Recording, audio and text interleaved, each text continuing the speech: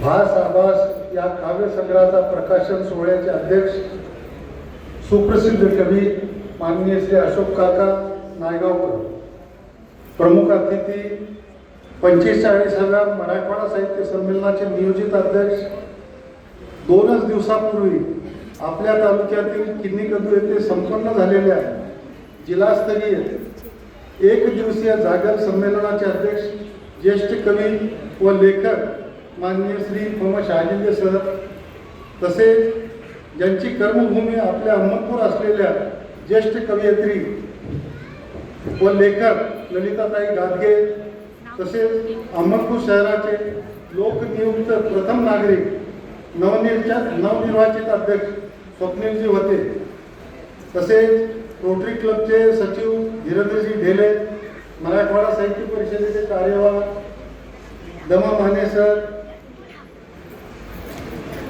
मराठवाडा साहित्य परिषदेचे उपाध्यक्ष महेंद्रजी खंडागळे, लिखित भास आभास काव्यसंग्रहाचे प्रकाशन महाराष्ट्रातील 3 नामवंत दिग्गज कवी लेखकांच्या उपस्थितीत झाले आहे.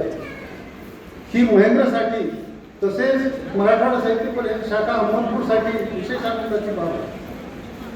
एक चांगला व्यवसायी, वक्ता, गायक, चित्रकार, सुंदर हस्ताक्षर असलेला, नेतृत्व गुण असलेला अशा या महेंद्रच्या पहिल्या काव्यसंग्रहाच्या प्रकाशनाला मराठवाडा साहित्य परिषद शाखा अहमदपूरतर्फे व माझ्यातर्फे खूप खूप शुभेच्छा व अभिनंदन.